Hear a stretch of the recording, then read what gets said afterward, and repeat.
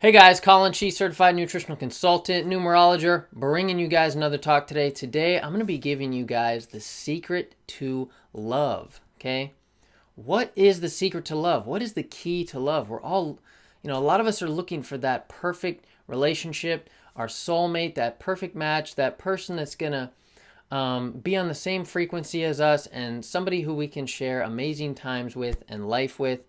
So, how do you do it? What is the key? What is the secret?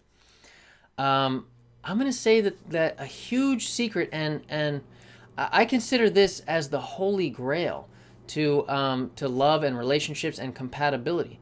Um, Not only to those things, but also to a lot of other things in life. Okay, and the secret, as far as I'm concerned, right now, is the statistics of astrology. Okay, basically mathematical proof that certain signs are more compatible with you. Okay, this talk is mainly going to be influenced by this book, The Astrology File by Gunther Sachs. Okay, he's a German guy.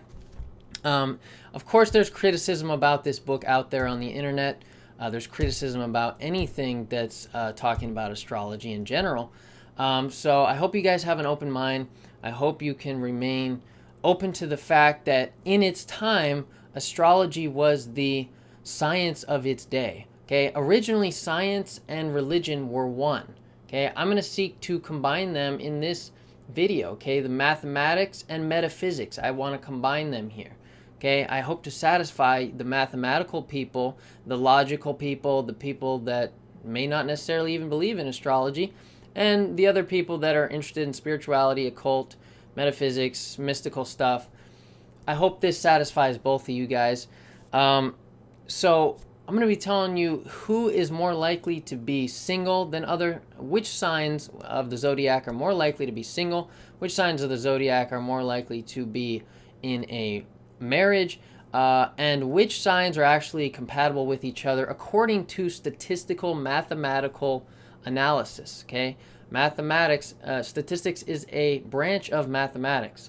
Okay, so I'm going to give you a brief overview of the statistical process involved that he applied here, and then I'm going to talk to you also about other stuff, other secrets and other insights, just about astrology and different planets and different houses and different signs, and how they apply to love and relationships and compatibility too. So this is going to be an all-around, all about this kind of stuff. So first, I'm going to go through the book, and then I'm going to give you all the other secrets about, how to interpret who's right for you based on astrology. So here we go, folks.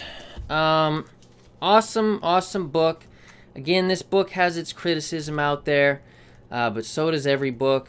Some people think that this guy used too large of a sample size, and he does make a few mistakes in this book, but you're going to be amazed, okay, because this corroborates some of what astrology already says about compatibility. Okay, so here we go. I'm going to be reading a few excerpts here, and then I'm going to be moving on. According to the elementary rules of the theory of probability, if we roll a correctly manufactured dice 600 times, we can expect each of the 6 sets of spots to come up 100 times, given that 1/6 of 600 is 100. Okay, 1/6 of 600 is 100. We call this the mathematical expectation. Okay, so if you have a dice and you roll it, a die, and you roll it 600 times, there's 6 sides to a die, right? So there's numbers 1 through 6.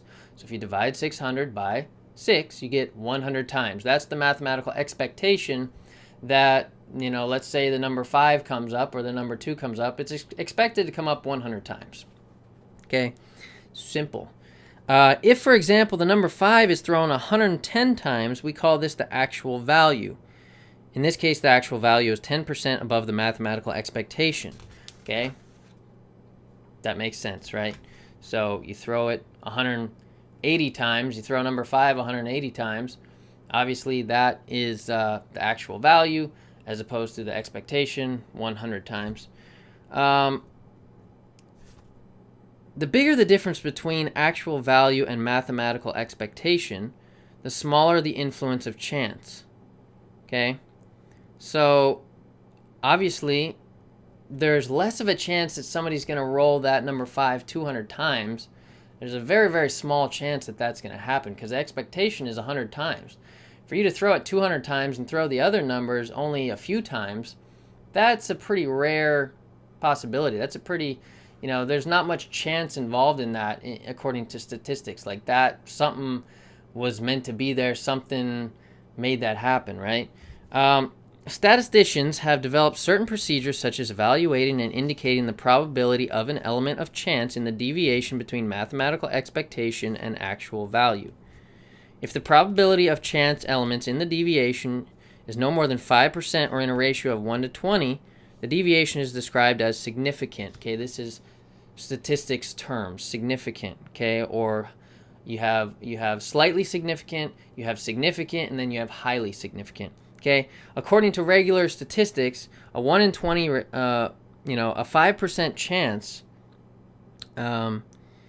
if it's no more than a 5% chance, then 1 out of 20 chance that you rolled that die 200 times, that's significant. That's considered significant in traditional statistics. Okay, if the probability has no more than 1% or 1% chance, or in a ratio of 1 to 1 out of 100, the deviation is described as highly significant. So that's a 1 out of 100 chance that you're going to throw that die, let's say 300 times out of 600. That's considered highly significant according to traditional statistics. However, this guy actually puts a higher standard upon his analysis and his statistics here than traditional statistics. Okay, so he says, for our inquiry, and don't wait, I'm almost done. I'm almost getting to the interesting stuff. For our inquiry, which involved extremely large sets of data, we decided on the following definitions. We would indicate the deviation between actual value and mathematical expectation as being slightly significant if no more than 5% chance, 1 to 20. So he's making it a more strict standard. Okay, slightly significant. Significant if it's no more than 1% chance, or a 1 out of 100 chance. And highly significant if the probability of chance elements in the deviation were no more than 0.1%, or in a ratio of 1 out of 1,000. So 1 out of 1,000 he's using as highly significant, whereas traditional is 1 out of 100. Okay, so this means that we have set considerably stricter standards than is usual in statistical investigations. Okay, they also applied the Chi test of goodness of fit, which essentially tests in a global and general way whether or not the deviations are within acceptable limits. Okay, these are his methods. Okay, so now, and an interesting aside is that Scorpios actually buy the most astrology books out of anyone according to his statistical analysis, which is interesting because Scorpios are associated with hidden knowledge and mystery, and they like to uncover hidden things. So hidden knowledge would be considered astrology. I mean, astrology was persecuted and banned in many times and cultures over the years. So now let's get into the awesome stuff, okay? Marriages between the following star signs were significantly or slightly significantly higher than expected, okay? Okay, so these are the... Oh, and also there's some highly significant ones here too, which he doesn't actually mention, but there are some listed here. So I'm only going to be talking about the significant and the highly significant ones, because forget the slightly significant ones, because that's not as important. So, marriages between the following star signs. Okay, I'm going to say the significant and highly significant ones, showing that there's not very much chance for this to happen. Okay, very, very little chance that this occurred. Okay, 1 out of 1,000 or 1 out of 100. Okay, 1 out of 100 chance. Aries and Aries together. Okay, Aries and Aries. Taurus and Libra, significant.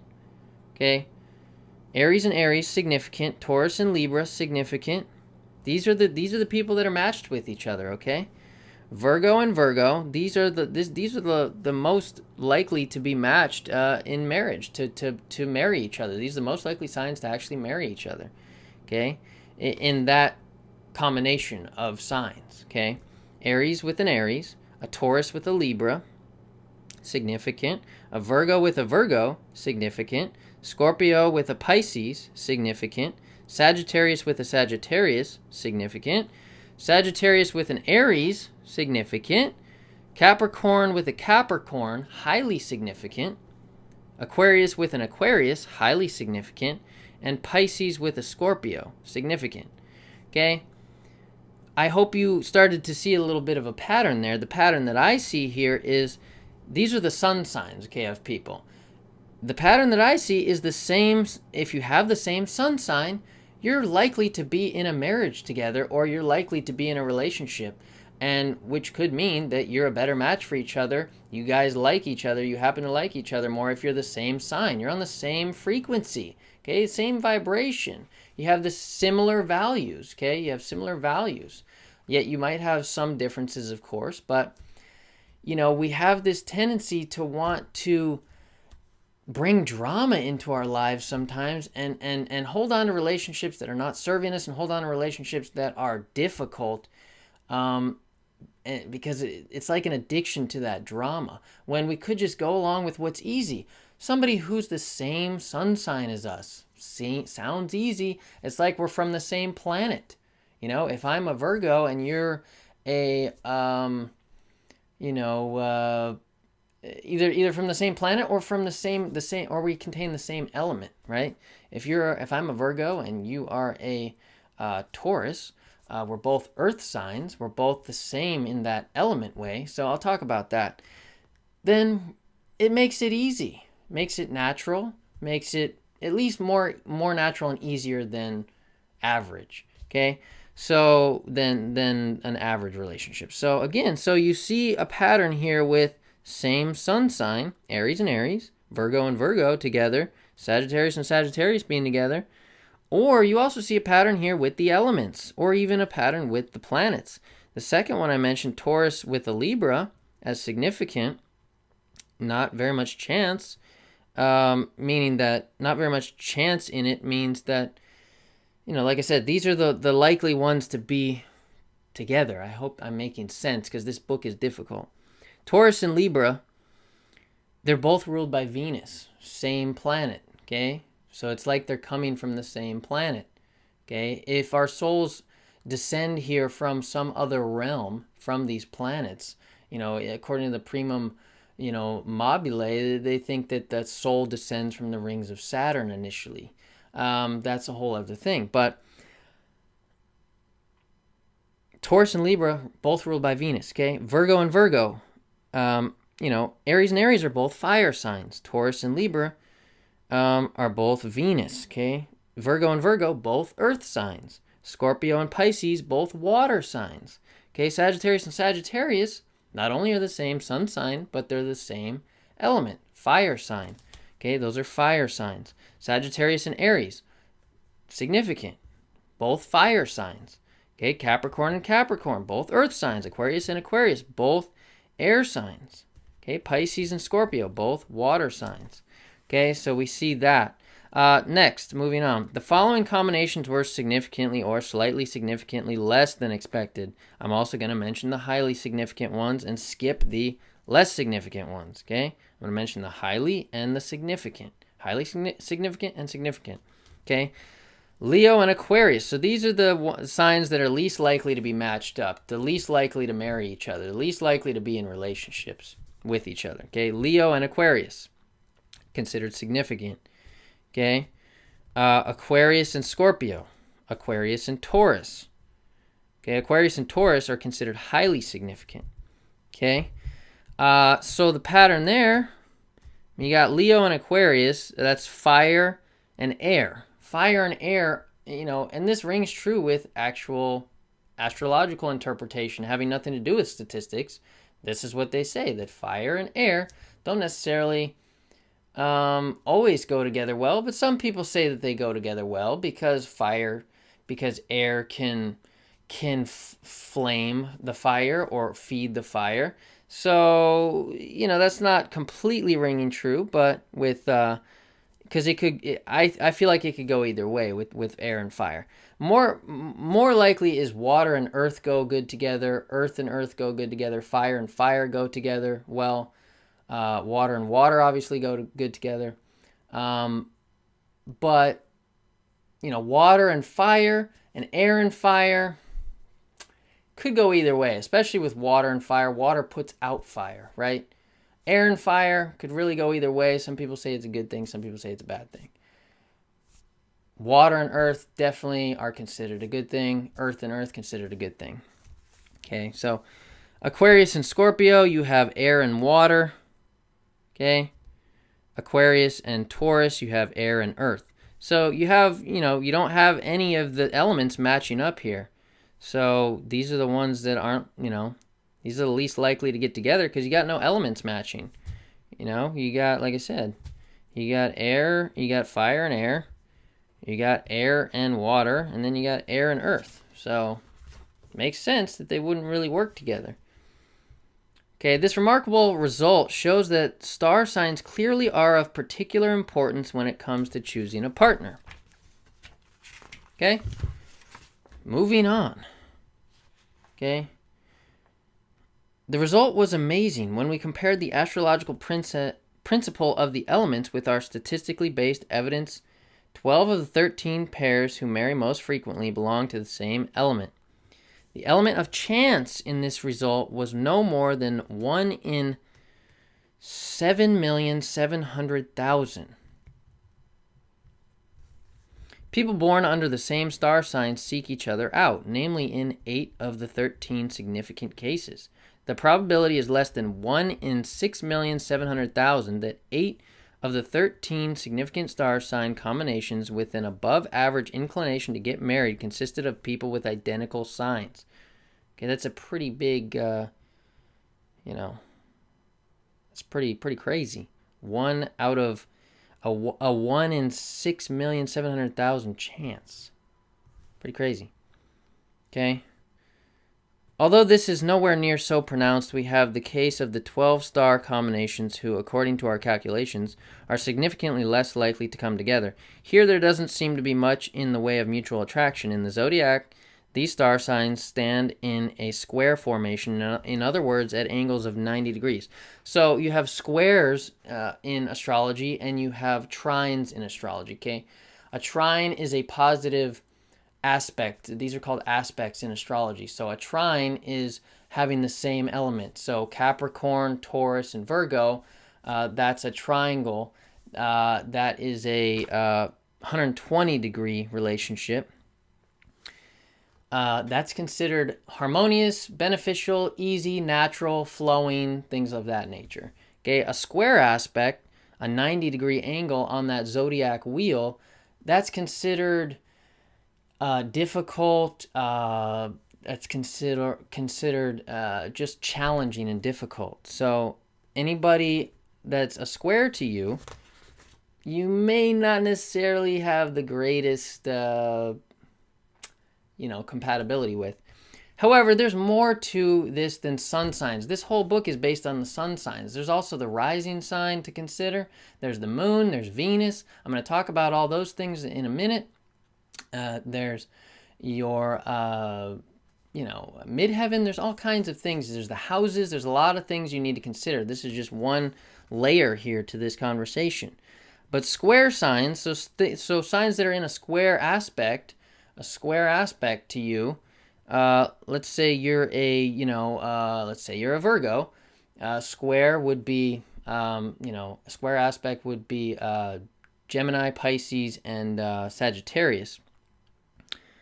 So let's say you're a Capricorn. It would be, Capricorn, Libra, Aries, and Cancer. Let's say you're a Taurus. It would be Taurus, Aquarius, Scorpio, and Leo. Etc., etc. Look up square aspects in astrology if you want to find out those folks that might not be quite as compatible with you. Okay? So watch out for the squares. They're challenging. It doesn't necessarily mean you can't have a relationship with them. Again, you gotta take into account all that other stuff that I mentioned: the sun, the moon, Mars, Venus, so many other planets and houses and everything. Okay, moving on. There is a significantly below average divorce rate. So now I'm going to talk about divorce, and then I'm going to talk about who is most likely to be single and least likely to be single. There is a significantly below average divorce rate for marriages between the following star signs. So these are the least likely guys to get divorced. Again, Aries and Aries. Okay, not only are they likely to stay together, but they're also are likely to marry each other, but they're also less likely to get divorced. Aries with an Aries.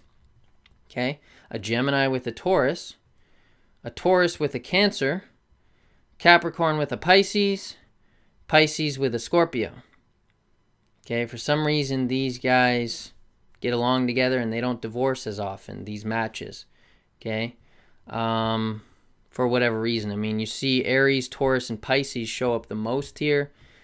Aries is pretty hard-headed, and stubborn. I mean, and so is Taurus. Taurus is very stubborn, very bullheaded. You could see how these guys would not want to break their marriage because no, we're sticking to this. Aries is pretty egotistical. I'm not gonna fail. I'm determined no matter what happens. I'm aggressive, and we're gonna do this and stay together. Yeah, you can see with Pisces, staying together with people. You could extrapolate that these Aries, Taurus, and Pisces are, the least likely to divorce out of all the signs because they're the ones that show up the most here. Pisces, for whatever reason, I mean, they're very emotional. They're a water sign, so they like to indulge their emotions. They're probably more likely to maybe stay with a relationship. The divorce rate was significantly above average among the following combinations. So these combinations are more likely to get divorced. Okay, an Aries and a Leo. So in this case, fire and fire is not necessarily working out too well in this case with an Aries and a Leo. Probably because those two guys amongst the fire signs are the most confident, aggressive, egotistical, all that stuff. Very passionate and just a lot of they're just the most intense out of the fire signs. So too much intensity just explodes, obviously, in this case. They both want to be leaders. They both want to be courageous. They're just almost too much alike in some ways. Gemini and Capricorn, Libra and Aries, Scorpio and Gemini, Sagittarius and Gemini. Okay? So in this case, Gemini shows up the most often here. And they actually say a statement here that Gemini is the most likely to divorce. So among women, however, there was one significant deviation, Gemini, especially women apparently. Here, the likelihood of divorce is significantly higher for every man who's basically married to a Gemini woman. The husband with a Gemini wife is faced with an above-average risk of divorce. Again, this is not everything. There are criticisms of this book out there. Doesn't necessarily mean you're going to get divorced, but this is what he's saying. Okay? I'm going to talk to you more about the rest of all the astrological stuff that's awesome about compatibility and all that. We found that women born... Okay, so moving on. So who's actually keen to marry just as an individual sign according to these guys? So we're not necessarily talking about who matches with who in this scenario, but which signs are actually just in general likely to marry, okay? To marry anyone, okay? We found that women born under Cancer, Leo, and Scorpio, and Pisces men showed a well above average inclination towards marriage. Statistically highly significant. Pisces men like to marry. Okay? Cancer, Leo, and Scorpio women like to marry. Okay? Whereas Scorpio and Sagittarius men, I think, are the most likely to be single. Whereas Scorpio women like to marry, Scorpio men like to be single. I'll talk to you about that in a minute. So that's interesting. Cancer, Leo, and Scorpio women like to be married. Okay, two of those are water signs. Water is emotions. Okay. Again, being emotional is a part of being in a relationship. Pisces men, for whatever reason. On the other hand, highly significant numbers of Taurus, Libra, and Sagittarius women seemed exceptionally reluctant to tie the knot. Okay, so Taurus, Libra, and Sag women don't like to get married. Okay, Sagittarius is pretty independent. They love freedom, so you could see that. Libra is can sometimes be pretty indecisive. Can kind of be all over the place. Sometimes, they come off different than how they actually are inside because they're just so nice. They're so sociable and nice that they aren't always what they seem. So you could see how these guys, Libra, an air sign. Okay, air kind of goes everywhere. It doesn't stay in one place, right? It doesn't want to tie the knot and settle down necessarily. Sagittarius, ruled by Jupiter, loves freedom. Like I said, Taurus, they're very sensual, so you could see how they wouldn't want to tie the knot just because they might like to indulge their senses in many different areas of their lives, not just. I'm just extrapolating. I have no idea why. I'm just coming up with my own kind of conclusions here. Men born under Capricorn. Capricorn men, for some reason, get married less often in general. Okay? For whatever reason. I mean, Capricorn, they're the climbers. They're more often focused on career. Whereas a Capricorn woman, yes, she's very much focused on career too, but she's also a woman. Negative polarity, influenced more by the moon than the sun, maybe.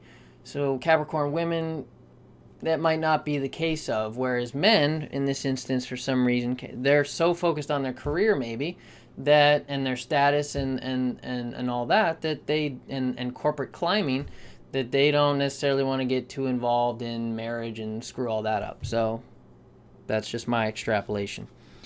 A disproportionate number, I'm almost done with this book and then I'm going to move on. A disproportionate number of Scorpios, highly significant, and Sagittarians, highly significant, figured among single men. Scorpios and Sagittarius men are more often single, apparently. Okay? Etc. Okay, I already mentioned some of that. Scorpio, I mean, Scorpio rules the house of sex, so that could go either way. Let's move on. There were fewer unmarried men than expected under the signs of Aquarius and Pisces. So Aquarius and Pisces men like to marry for some reason, or like to be in relationships. You can apply this in general to just relationships, not necessarily just marriage. However, in astrology, the 7th house is the house of marriage and partnerships. So there you can get more specific about it sometimes. And then I really think this guy screwed up in some way having to do with Capricorn women because he basically states that Capricorn women are less likely to be single, but then he also states that they're more likely to be single. So I think there's some kind of typo, or he screwed up because the graph doesn't actually indicate, it doesn't coincide with what he says in the book. So I don't know if he screwed up on the graph. Something he screwed up with as far as Capricorn women, so I don't have that answer. But, you can see Capricorn sometimes as being very obsessed with security. So you could see how they might go either way. Security, it could be that they do want to settle down, and generally they are kind of stable and family oriented and things, but they're also career oriented. So I don't know. I think there's a number of things at play there. So that's the gist of that book. Interesting. I'm gonna move on to the rest of the stuff. You should check it out. Like I said, if you don't believe that much in astrology, I think you should really research it a lot more. To me, it's really been the Holy Grail. I consider it the Holy Grail, the freaking Ark of the Covenant, the Philosopher's Stone. I think it's the most amazing subject in science and mathematics that I've ever come across in life. which is a strong statement, but it's also because it's proven to me, it's proven 100% accurate to almost everything that's happened in my life and who I am, and it's just amazing stuff. So I urge you to continue to learn about it. Moving on. Okay, I talked about the aspects, trine and squares, trines and squares. Let me talk about some of the houses here and some of the planets. Okay, there's a 50 to 60% divorce rate in America. Anywhere from 50 to 60%, it varies from time to time. So don't you think we need to apply some mathematics maybe, and maybe some science to thinking about who we get with before we get with them? Of course, you shouldn't build too much of a structured image about love, because you should have a possibility thinking mindset that you can, be with who you want to be with. But at the same time, if things are going awry and your relationship is really dwindling and things suck, you might want to really start looking into some of this stuff for your future. So anyway, Mars, the biggest thing is Venus. Okay, I talked about some of these things in my other video, in the cosmic clocks, or no, not in that one, but I did another video on love, 2 hours of great quotes and food for thought. Check the link in the description on that one, because that is 2 hours of me talking about love and relationships. Okay, my definitions of it and all that. I talked about some astrology stuff in that, but I'm going to go over some of those things that I already talked about, and I'm going to talk about more things than what's in that as far as astrology. So Venus is the biggest thing, okay? Venus is the planet of love, beauty, poetry, values, art, things of this nature, rules Libra. Libra is the seventh house, okay? So the seventh house is other people, it's marriage, it's the opposite sex, it's partnership, it's values, it's things of this nature. So you should really look at where your Venus is at, because that may determine who you love. That may be part of the determination, okay? Because that's the planet of love. So if your Venus, let's say, is in, Aries, you might love a person who is more passionate and energetic and active and aggressive and things of that nature. If your Venus is in, Gemini, you might love the thinker. You might really love somebody who's quick acting and witty, and thinks a lot and is somewhat intellectual and logical and reasonable and sociable and things like that. If your Venus is, and it also depends on the houses, right? So the houses are another level that lay over the signs, which color the aspects here too. So let's say, your Venus is in Virgo, but your Venus is also in, the seventh house. The seventh house coloring Virgo, your marriage might be to a Virgo. Your relationship, your partnerships might have a lot to do with Virgo. Your love might be Virgo qualities. You might actually love somebody who's like very practical and somewhat organized and intellectual also, and a thinker and those things. So the houses are important. So if Venus is in the seventh house in general, that is kind of a good sign that you could have some love in your life, because Venus naturally, is the planet of love, and then the planet of love is appearing in marriage and partnership. So you might have love in your marriage, as opposed to marrying somebody for practical purposes or for money or for other stupid things. You might actually form it based on love. Okay, so the houses are important, like I said. The seventh house is a big one to look at. The second house, the house of values, because if you have certain planets, or if you have something going on in the second house, if you have Venus in the second house, or if your sun is in the second house, or any of these number of planets, the second house, or if you compare your chart to another person's chart, your partner's chart, okay, there's also synastry.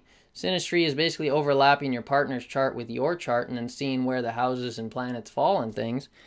Let's say that, I don't know, let's say their Venus is in, you know, I don't know, Taurus, and let's say your Venus is in, the second house, but not necessarily Taurus, but your Venus is in the second house.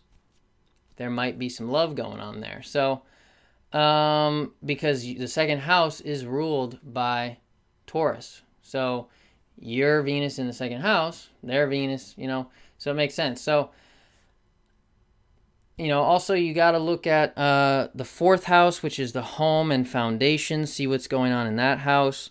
The fifth house, which is love affairs, romance, and love that you give to somebody else. So something, let's say Mercury is appearing in your fifth house. You have in your natal chart, Mercury's in your fifth house. The love you give might be to a Gemini or to a Virgo, or something of that nature. Or let's say, what about love received? Okay, the 11th house is friends and love received. Okay, so let's say you have, Jupiter in your 11th house. You might receive love from a Sagittarius. Sagittarius is ruled by Jupiter. Things like this. So there's so many different layers to all this, but mainly you got to look at your Venus.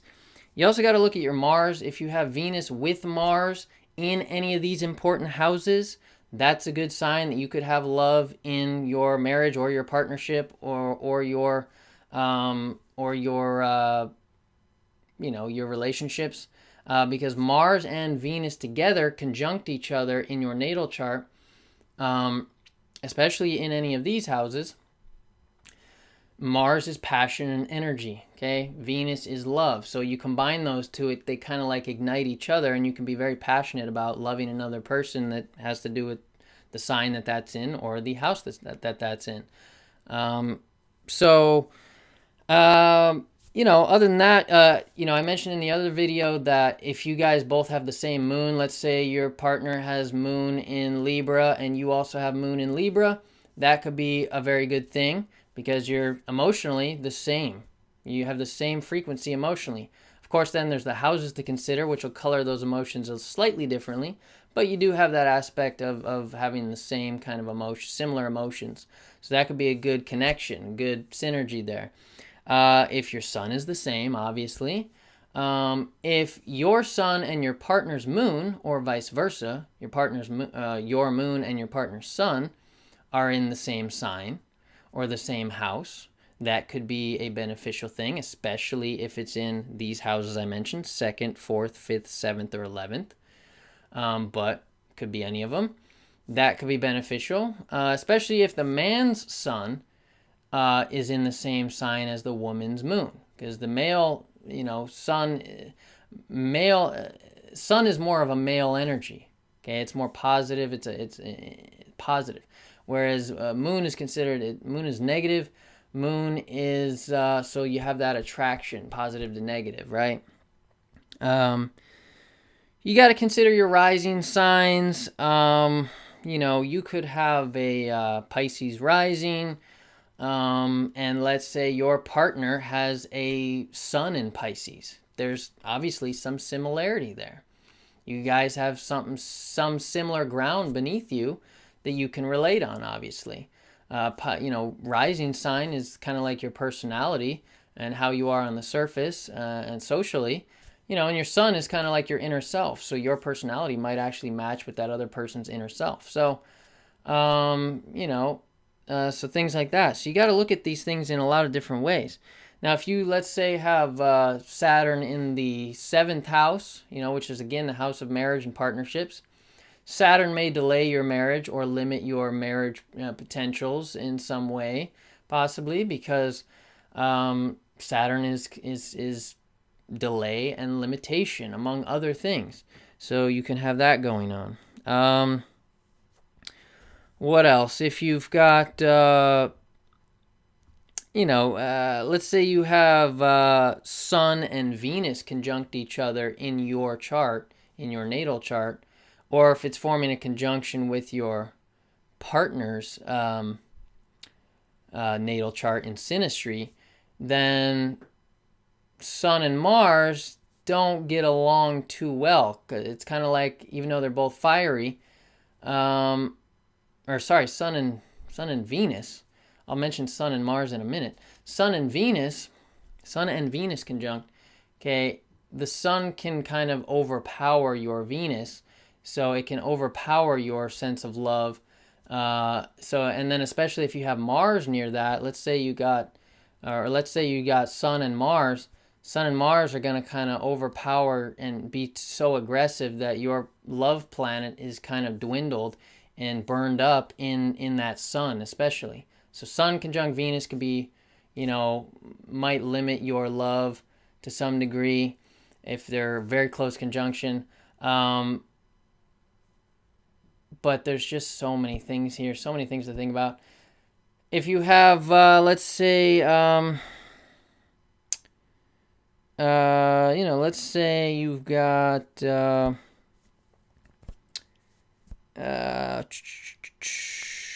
if Venus is in the 5th house from your moon, or the 7th house from your moon, that's considered, sometimes as a good thing. That's in a different kind of chart that you do that actually rearranges your chart to actually put wherever your moon's at, you turn the chart to put it in the 1st house.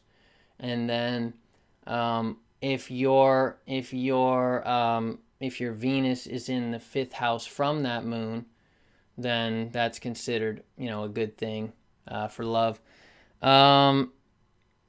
Bunch of things. Or the 7th, like I said. What else can I say? There's so many different things. Let's say you've got North Node in the 7th house with Mars. North Node and Mars conjunct in the 7th house. You could possibly see some type of cheating scenario going on there. Let's say you have a stellium, okay? Let's say you've got a stellium in astrology is 4 or more planets in the same house. A stellium or in the same sign also. A stellium can be, let's say you've got Sun. Let's say if you got Sun, Mars, and Venus together in a stellium right next to each other. Like I said, that Sun that is going to burn up that Venus, that Mars. They're going to be too aggressive. Let's say you've got Mars just simply. Or just in general, stelliums, if you got 4 or more planets in the same house or the same sign, you've got a lot of energy focused in that house. Let's say you've got a stellium in the 7th house. You're going to be very focused on marriage, partnerships, other people, the opposite sex. A lot going on in that 7th house. Then partnerships are going to be important to you in your life. Or you could have nothing going on in the 7th house or the 2nd house or the 4th house or the 11th house or the 5th house. If you got nothing going on in most of those houses, you're probably not going to have too much of a capacity for relationships or love or things like that. And again, whatever sign your Venus is in, that really colors, how you love also, not just who you might love, but how you love. If your natal Venus is in Aries, you might love another person by being aggressive and by being passionate and by being or the other person is that way. Things like that. I have a Venus in Virgo, so for me, I love things that are very intellectual. I bring my brain into love, and I love, people that are very intelligent and things like that, because Mercury rules Virgo. Mercury is the thinker, the winged messenger, the communicator. I'm looking for a lot of communication. So things like that. So many things, folks. Self-awareness is really the key here more than anything. Okay, because this is all about self-awareness. Astrology is typology. It's personality testing. It is the most accurate psychology. It's the most accurate way to figure out, in my opinion, who you are. And it's the key to love and compatibility really is knowing yourself. And you can do that through astrology. And also it helps you to know other people. So yeah, man. And we have this thing that, like, there's this thing in society that kind of breeds low self-esteem, I think, a lot. And tells you that you should work on your weaknesses a lot. You have a big self-help movement in America all the time, that you need to work on your weaknesses. What about your strengths? What about just going along with your strengths? And this applies to relationships again, because like I said, like sun sign, if you guys have the same sun sign, it's going to make it more natural, a little bit easier to have a relationship with somebody. Why can't we just go along with our strengths instead of fighting against our weaknesses and trying to improve our weaknesses all the time? Yes, I believe in self-improvement and self-actualization and personal development, but I also am a believer in going with your nature. I'm a believer in going against your nature at the same time. But I just want to show you that through astrology and these statistics and what other people say, that your sun signs are compatible with each other, and if you have the same elements, you're compatible with each other. Then just freaking go along with that, man. You don't gotta freaking try and find the most difficult person to be with out there, just because you might love them a heck of a lot, but they're just not right for you. You guys aren't right for each other. If you have another opportunity with somebody else who is it's a more natural fit. Maybe you don't have like 110% love for that person, but you have 100% love. Go with the 100%, man, because it's natural. Let's say you got 110% love for another person who's just a piece of shit, and the relationship is not good and it's destructive. And don't keep going with that 110% when you got a 100% right in front of your eyes that is more compatible with you. And look into astrology to determine this compatibility. Also look into numerology, think about typology, think about other stuff, and know your elements, know your sun sign, know your moon, know your rising sign, know your midheaven. If you want to know your rising sign, you have to know the time of your birth. Okay, so type it in on some chart, find out what you are, read the descriptions, continue to read even more, and consider that these statistics here somewhat prove that astrology has a big influence on who is a good match for you. Okay, so Collin Chi, certified nutritional consultant, numerologist. If you want a numerology consultation, hit me up at collinchi@gmail.com. I'll put a link below in the description also, so check out some of the links I mentioned. As always, like and subscribe if you want to see more videos. If you subscribe, you will get updates when we put out a new video. So anyway, hope you guys make a great day. I hope that made sense to some of you. If you don't know quite as much about astrology, then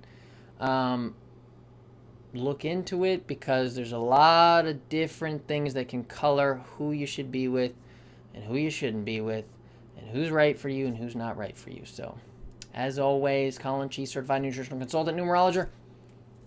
Rise.